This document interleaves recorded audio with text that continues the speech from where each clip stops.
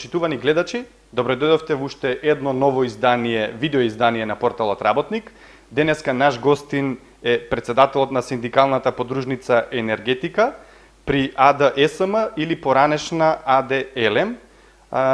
Тој е исто така член на самостојниот синдикат на вработените во енергетика, рударство и индустрија. Господин Димче Грков, добро дојдовте. Ви благодарам за поканата. Се надевам дека пошироката јавност ќе ја запознаеме со случувањата во синдикалната организација на подружница енергетика при АД ЕЛЕМ, поранешно АД ЕСМ, но и со случувања каде што сум председател, но и со случувањата во гранскиот синдикат ССЕРИ, каде што сум дел и од председателството. Ви благодариме за тоа што сте денеска тука присутни со нас. Токму и нашата цел е тоа да се слушне гласот на работникот и организациите синдикални. Значи, господин Грков, со решение на раководството на АД ЕСМ, од неговото работно место во Скопје е распореден во РЕК Осломеј Кичево. А согласно законските прописи, работникот не смее да биде преместен на повеќе или подалеку од 50 километри од своето работно место. Господине Грков, колку километри има од вашето место на живење до Кичево, каде што сте распоредени и кои законски прописи се прекршени со ова ваше прераспределување? Од местото на живење, мое во Скопје, до подружницата РЕК Осломеј, село Осломеј Кичево, има околу 120 километри, или да бидам попрецизен, дневно треба да поминам околу 250 километри од моето место на живење до работното место каде што сум распределен и назад. Со ова, раководството на АД ЕСМ го прекршува член 200 од Законот за работни односи, каде што во став 1 многу јасно стои дека синдикалниот представник е заштитен од отказ по овој закон. Став 2, каде што синдикалниот представник не смее да му биде намалена платата или да му биде откажан договорот за вработување поради синдикална активност.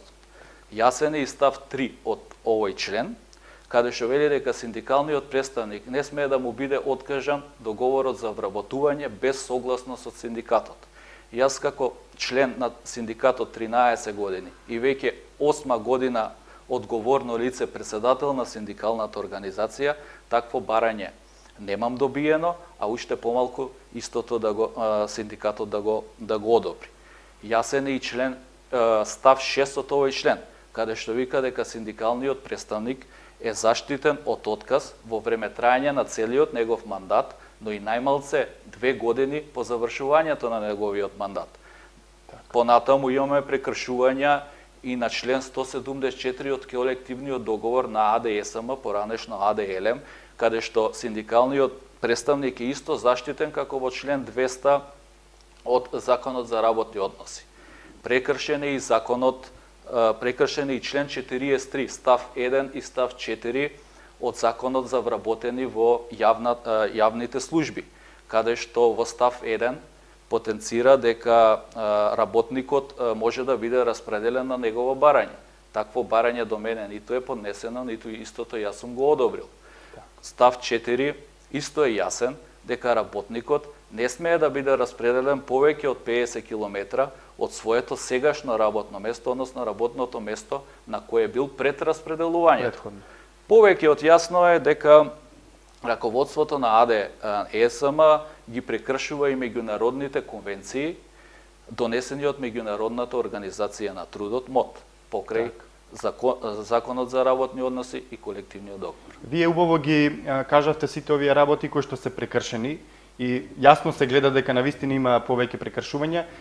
Што сметате вие дека е иницијалниот мотив за ова да го направи, нели, оваа распределба да ја направи АД ЕСМ, да ве премести на место кое што е повеќе од 100 километри оддалечено од претходното ваше работно место?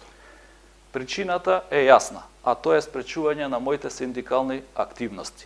Како председател на синдикална организација на подружница енергетика при АД ЕСМ, како и член на председателството на гранскиот синдикат ССЕРИ. Со самото тоа што раководството на АД ЕСМ, работодавачот ме распределува повеќе од 120 километри од сегашното работно место, од организациониот дел на друштвото каде што сум председател на синдикат, но и од мојот дом, Јасно става до знање дека ме спречува во извршувањето на моите синдикални активности. Дека е тоа така, дека тоа е факт, покажуваат и случувањата во изминатите 2 години, 3 години, поточно од почетокот на 2018 година до денеска. Имено, негде 9 месец 2017 година, јас сум реизбран по втор пат за председател на синдикалната организација, каде што на непосредни избори со тајно гласање повеќе од 70% од членовите ми дадоа доверба, а излезноста беше над 99%. За веќе, први месец 2018 година, со одлука на управниот одбор на АДСМ, тогашно АДЛМ, да бидат прекинати сите парични текови кон синдикатот по основ на чланарина, која беше задржувана од платите на нашите членови работници и по основ на вратени рати од дадени позајмици кои ние како синдикат сме ги давале. За веќе во трети месец, истата 2018 година, да почне офанзива за формирање на нов синдикат или мултиетничкиот синдикат на образование кој функционира во нашата компанија. Се назначија синдикални представници, истите се пуштија во офанзива по вработените со делење непристапници, но тоа немаше одзив, па мораше на крај да работата да ја преземат директорите со повикување на работниците во канцеларија. Значи принудно беше сето тоа на некој начин да одберат да бидат членови на други да ги потполнат синдикални пристапниците кои назначените синдикални представници на ново формираниот синдикат месо не успеа, нема одзив, па тоа го се презема од директорите. Нас како синдикат после се ова не ни остана ништо друго освен да покренеме. Тоа ми беше и наредното прашање. Дали водите некаква постапка која што е правна за сето ова да може да излезе на виделина? Токму тоа сакав да го кажам. Значи во однос на овој проблем што го повеќе обструкции се, не е само обструкциите кои се од почетокот на 2018, а кулминираат со последново. Поведовме, односно поднесовме како синдикатот кога ги исцрпивме сите можности да му укажеме на работодавачот, раководството на АДСМ дека сето тоа е незаконски, околу 10 тужби. Можам сега, после 2,5 години поминати од тогаш, да кажам дека сите се добиени во прв степен, а веќе 3 тужби се и правосилни.